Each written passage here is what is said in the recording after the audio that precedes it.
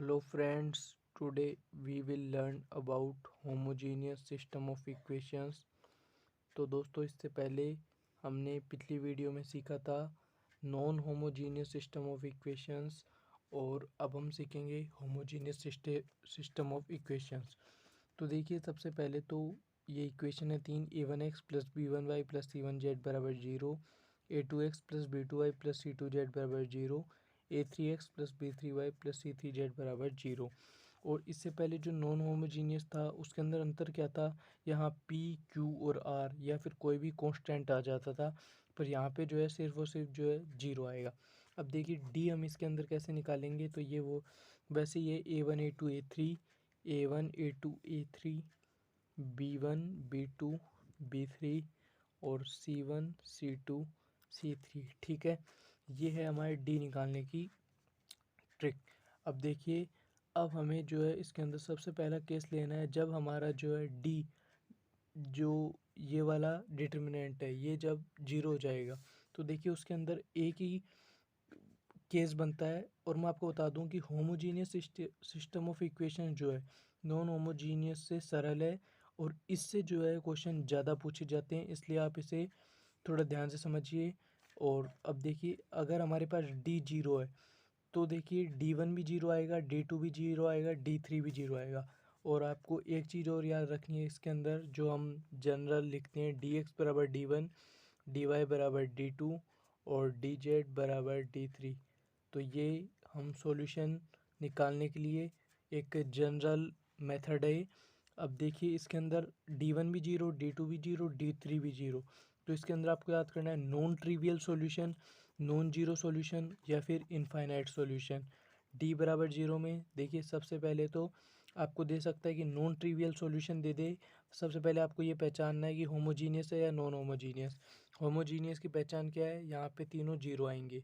ठीक है, अब वो कह दे आपको नॉन ट्रिवियल सॉल्यूशन है तो आपको क्या करना होगा, सबसे पहले डी बराबर जीरो करना होगा, फिर D1 जीरो, फिर D2 जीरो और D3 जीरो। वैसे अधिकतर क्वेश्चन जो है इसी इक्वेशन से सॉल्व हो जाएंगे। जब आप डी बराबर जीरो करेंगे तो वो तो क्या तो आपसे कुछ लैम्डा दे देंगे यहाँ पे कहीं, या फिर के कुछ भी कांस्टेंट के नाम से कुछ दे देंगे, वेरिएबल डाल देंगे इक्वेशन में और आपको जो है उसकी वैल्यू फाइंड करनी होगी। क्या तो वो आपको नॉन ट्रिवियल कह देंगे या फिर आपको वो इनफाइनाइट सॉल्यूशन कह देंगे क्वेश्चन के अंदर, या फिर आपको क्या कह देंगे non zero solution. Non zero solution देखिए आपको कन्फ्यूज़न हो रहा होगा कि इससे पहले जो था उसके अंदर जो जीरो जीरो जीरो वाला सॉल्यूशन था वो ट्रिवियल सॉल्यूशन था और जो है इनफाइनाइट सॉल्यूशन था। ठीक है, और या फिर जीरो सॉल्यूशन कह सकते हैं। लेकिन इसके अंदर आपको क्या देखना है, यहाँ पे उसके अंदर D not equal to zero था और इन पे कंडीशन थी। लेकिन इसके अंदर आपको देखिए यहाँ पहले ही डी बराबर जीरो है। नॉन होमोजीनियस में यहाँ पे D not equal to zero था और ये सभी जीरो थे, लेकिन यहाँ पे डी जीरो हो गया, इसलिए नॉन ट्रिवियल, नॉन जीरो और इनफाइनाइट सॉल्यूशन।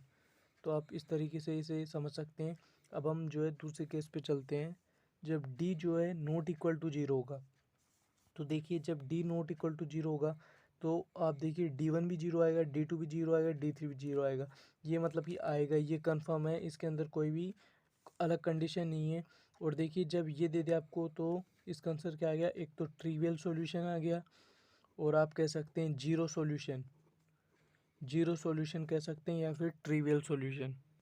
अब देखिए क्वेश्चन कैसे आएगा, क्वेश्चन ऐसे आएगा, आपको तीन इक्वेशन दे देगा।